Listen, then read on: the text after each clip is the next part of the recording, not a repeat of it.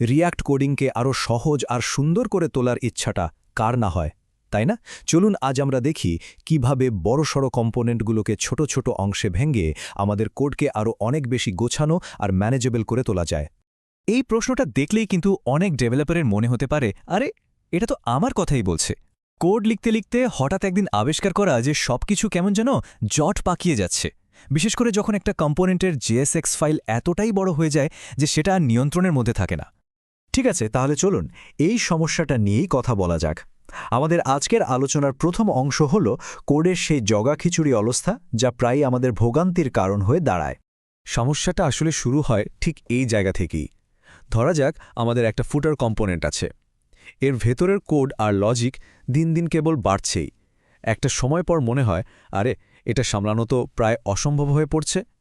তবে ঘাবড়ানোর কিছু নেই, এর একটা চমৎকার আর বেশ সহজ সমাধান আছে। চলুন দেখি এই বড় কম্পোনেন্টকে কিভাবে আরও কার্যকরভাবে সামলানো যায়। সমাধানটা শুনলে মনে হতে পারে কঠিন, কিন্তু আসলে মাত্র ৩টা সহজ ধাপ। প্রথমত, কোডের একটা বড় যৌক্তিক অংশ খুঁজে বের করতে হবে। দ্বিতীয়ত, সেই অংশটি মূল কম্পোনেন্ট থেকে কাট করে নিতে হবে। আর সবশেষে ওই অংশটা দিয়েই একদম নতুন একটা কম্পোনেন্ট তৈরি করে ফেলতে হবে। ব্যাস। আমাদের ক্ষেত্রে আমরা ঠিক এই কাজটাই করেছি। আমাদের বেশ বড় হয়ে যাওয়া ফুটার কম্পোনেন্টের ভেতরের অর্ডার সম্পর্কিত অংশটা আলাদা করে একটা নতুন অর্ডার কম্পোনেন্ট বানিয়ে ফেলেছি। আর এর ফলাফল, ওয়াও! আমাদের মূল ফুটারের কম্পোনেন্টটা এখন জাস্ট দেখুন, আগের চেয়ে কত পরিষ্কার আর গোছানো। এটা ম্যানেজ করাও এখন অনেক অনেক সহজ হয়ে গেল। কিন্তু গল্পটা এখানেই শেষ না। একটা সমস্যার সমাধান করতে গিয়ে আমরা নতুন একটা চ্যালেঞ্জের মুখে পড়লাম, আর সেটা হলো ডেটা। হ্যাঁ, একটা খটকা কিন্তু রয়েই গেছে। মানে নতুন কম্পোনেন্ট তো বানানো হলো, কিন্তু এর পরের ধাপটা কি?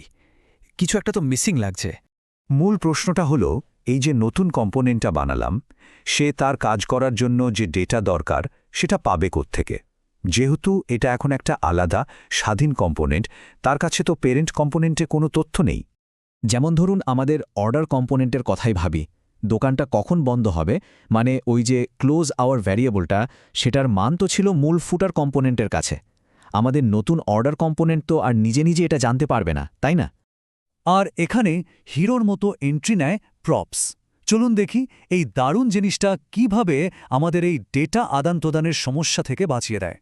খুব সহজ করে বললে, প্রপস হচ্ছে প্যারেন্ট কম্পোনেন্ট থেকে তার চাইল্ড কম্পোনেন্টে ডেটা পাঠানোর একটা রাস্তা। এটা অনেকটা দুই কম্পোনেন্টের মধ্যে একটা ডেটা ব্রিজ বা সেতুর মতো কাজ করে। ব্যাপারটা অনেকটা এরকম ভাবুন তো, আমরা যখন কোনো বন্ধুকে পার্সেল পাঠাই তখন কি করি? পার্সেলের উপর ঠিকঠাক ঠিকানা লিখে দিই, তাই না? প্রপসও কিন্তু ঠিক ওই রকমই। আমরা প্যারেন্ট থেকে ডেটাটা চাইল্ডের ঠিকানা পাঠিয়ে দিচ্ছি। আরেকটা উদাহরণ দিলে হয়তো আরও পরিষ্কার হবে। ব্যাপারটা অনেকটা একটা বড় পরিবার থেকে আলাদা হয়ে যাওয়া নতুন একটা সংসারের মতো। নতুন সংসারটা চলার জন্য যা যা দরকার, মানে বাজার সদাই, সেগুলো তো মূল বাড়ি থেকেই সরবরাহ করতে হয়, তাই না? এখানে ডেটা বা প্রপসগুলো হলো সেই বাজার সদাই। আর দেখুন, এই কাজ করতে গিয়ে ভুল হওয়াটা কিন্তু খুবই স্বাভাবিক। লেখক নিজেই যেমন এখানে বলছেন যে, আরে আমি তো ক্লোজ আওয়ারের বদলে ভুল করে ওপেন আওয়ার পাঠিয়ে দিয়েছিলাম। তো কোডিংয়ে এরকম ছোটখাটো ভুল হতেই পারে, এটা নিয়ে ঘাবড়ানোর কিচ্ছু নেই, বরং এটা শেখারই একটা অংশ। তো আমরা সমস্যা দেখলাম, সমাধানও খুঁজে বের করলাম। এখন চলুন রিফ্যাক্টরিংয়ের পেছনের আসল মজাটা বা এর দর্শনটা নিয়ে একটু কথা বলি, কারণ এখানে এর আসল সৌন্দর্য লুকিয়ে আছে। এখানে সবচেয়ে গুরুত্বপূর্ণ যে কথাটা মনে রাখতে হবে সেটা হলো, রিফ্যাক্টরিং কিন্তু এমন কিছু না যা আমরা প্রজেক্টের প্রথম দিন থেকেই একদম নিখুঁতভাবে করে ফেলি। বরং কাজ করতে করতে যখন মনে হয়, এই কম্পোনেন্টটা তো অনেক বড় আর জটিল হয়ে যাচ্ছে, ঠিক তখনই আমরা সেগুলোকে ভেঙে ছোট করি।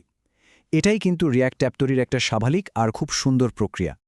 আচ্ছা, পুরো ব্যাপারটা মাথায় আরও ভালোভাবে গেঁথে ফেলার জন্য একটা দারুণ কাজ করা যেতে পারে।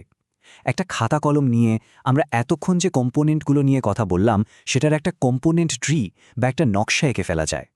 এভাবে আঁকলে দেখা যাবে ডেটা কিভাবে কোথা থেকে কোথায় যাচ্ছে, পুরো ছবিটা একদম পরিষ্কার হয়ে গেছে। তাহলে এই আলোচনার পর নিজেদের প্রজেক্টের দিকে একবার তাকানো যাক। পরের রিফ্যাক্টরিংটা কি হতে পারে? কোন কম্পোনেন্টটাকে আরও সুন্দর আর ম্যানেজেবল করে তোলার কথা ভাবা যায়? উত্তরটা কিন্তু আমাদের কোডের মধ্যেই লুকিয়ে আছে।